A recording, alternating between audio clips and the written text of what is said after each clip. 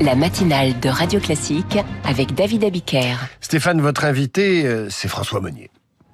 Avec Del Sol Avocat. Del Sol Avocat, donnez toutes les chances à votre entreprise. Directeur de la rédaction du magazine Investir. Bonjour François. Bonjour Stéphane. Ravi de vous retrouver. Thème un peu provocateur ce matin. Effectivement, Donald Trump est devenu l'influenceur financier numéro 1 pour les marchés financiers donc. Oui, absolument, parce que la baisse de 12% du dollar par rapport à l'euro en 2025, eh bien c'est lui. L'envolée de 65% de l'once d'or, c'est encore lui. Des taux d'intérêt élevés à 10 ans aux États-Unis, c'est en partie à cause de Donald Trump. La guerre commerciale, la déstabilisation des entreprises exportatrices, toujours lui. La spectaculaire flambée des cours de bourse des valeurs de défense en Europe, c'est bien sûr lié à Donald Trump. Et l'adoption, enfin, de la crypto-monnaie par l'establishment, c'est toujours le président des États-Unis. Et il a même son propre réseau social pour justement faire part de ses remarques ou de ses décisions. Alors on va commencer par l'influence la plus visible de Donald Trump, c'est la flambée des valeurs de la défense, notamment sur les marchés européens. Oui, les valeurs de défense ont flambé en 2025. On a eu des hausses spectaculaires de plus de 70% en moyenne dans la défense, avec des pics pour le fabricant de munitions allemand Rheinmetall qui s'est envolé de 154%. On a eu en France le spécialiste des drones marins Excel Technologies, qui est coté à la Bourse de Paris, qui a gagné 370%. Le fabricant de vision nocturne de lunettes pour les armées Exosens s'est envolé de 150%. Thales, Dassault Aviation ont fortement progressé. En Europe, le plus grand vendeur de matériel militaire en matière de chiffre d'affaires, BAE Systems, a gagné 50%. Tout s'envole parce que Donald Trump a laissé, avec ses multiples déclarations, a fait comprendre à l'Europe qu'elle ne pouvait plus vraiment compter sur le soutien militaire américain. On a une Allemagne qui se réarme. Son budget, il faut voir le budget de la défense de l'Allemagne, c'était 47 milliards en 2021. Ça va doubler cette année. Ils vont dépasser les 101 milliards. Et en 2035, en 2030, il est prévu 180 milliards. Donc on voit que l'Allemagne se réarme rapidement. L'ensemble des pays de l'OTAN se réarment. On était sur une dépense d'à peu près de 2% du PIB des pays, des membres de l'OTAN en 2024-2025. Ce sera 3,5% de dépenses allouées à des dépenses militaires en 2035. Donc on voit que la tendance est extrêmement forte. Et bien sûr, ça a des conséquences qui sont significatives en cours de bourse, parce qu'on a une industrie qui a un carnet de commandes qui explose. Et donc on a une croissance garantie, une croissance rentable pour au moins une décennie. La flambée des valeurs de la défense, c'est la partie la plus visible. La partie la plus technique, moins visible du grand public, mais qui est très importante pour le financement des États, c'est la hausse des taux sur le marché obligataire. Oui, Donald Trump n'influence pas uniquement Wall Street, uniquement les marchés actions. Il a une énorme influence sur les marchés monétaires et obligataires. D'abord, il faut voir que Donald Trump a une obsession, c'est la baisse des taux de la Banque centrale américaine.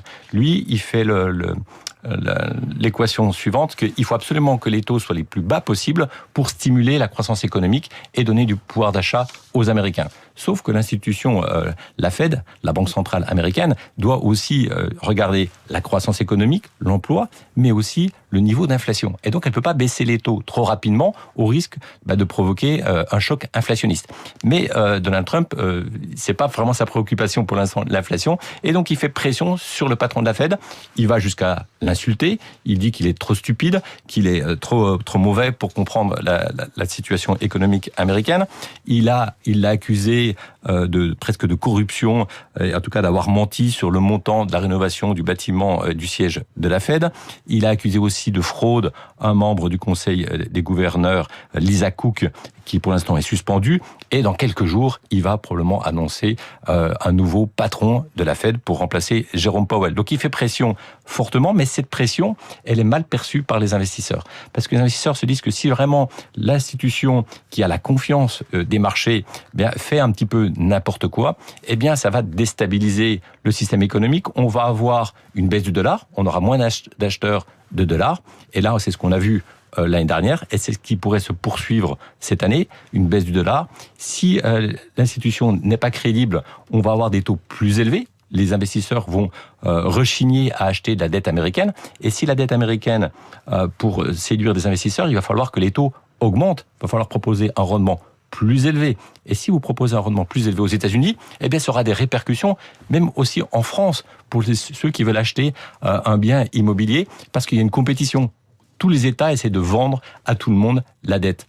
Et pour attirer des investisseurs, il faut des rendements élevés. Et donc, finalement, cette influence, elle est sur le monétaire, sur le dollar, elle est sur les taux d'intérêt, mais elle est aussi sur l'or. Parce que si on a des banquiers centraux ou des investisseurs qui veulent acheter moins de dollars, eh bien, il faut qu'ils placent leurs économies.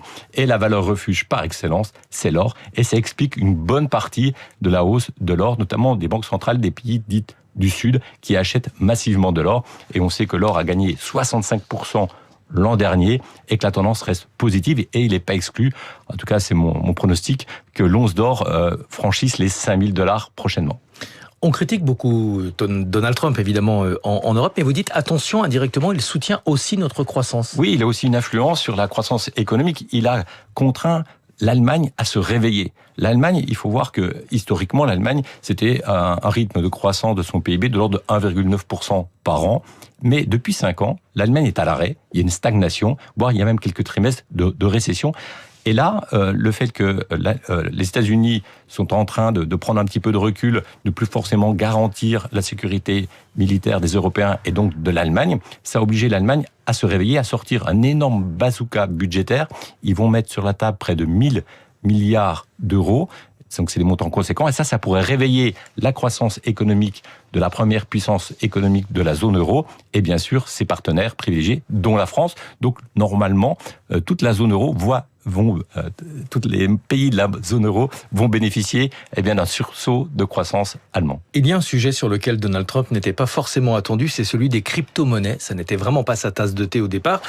Il a nommé un nouveau patron à la tête de la SEC, c'est le gendarme de la bourse américaine, et ça soutient les crypto-monnaies. Pour quelle raison ? Oui, parce que on avait un gendarme de Wall Street qui était plutôt historiquement hostile aux crypto-monnaies en disant attention, on a du mal à tracer les acheteurs, donc ça peut être lié au blanchiment d'argent sale. Et finalement, Trump s'est pris de passion pour les crypto-monnaies et il a nommé Paul Hopkins à la tête du gendarme de la bourse, quelqu'un qui va favoriser, qui va imposer moins de régulation. Ça, c'est la première action de Donald Trump. La deuxième action, c'est qu'il a demandé à ce que les États-Unis se dotent d'une réserve obligatoire de crypto-monnaies. Et aujourd'hui, les États-Unis possèdent plus de 328 000 bitcoins et plus d'autres crypto-monnaies. Et donc, ça légitime auprès de l'establishment l'utilisation de cet actif qui était un petit peu particulier et qui, tout doucement, devient un actif comme les autres. Merci beaucoup François Monnier pour approfondir ce sujet. Le 2715e numéro d'Investir sera dans les kiosques ce samedi et il sera consacré aux conséquences de la politique de Donald Trump. Merci à tous les deux et bon week-end. On retrouve Stéphane, ses invités et les chroniques dès lundi matin 6h pour la matinale de l'économie. À suivre Karine Dijoux et si nous parlions français, suivi des coulisses de la politique, il y sera question de la cuisine budgétaire avec Sébastien Lecornu qui compare le budget à un rôti de porc au pruneau à faire longuement mijoter. 7h20.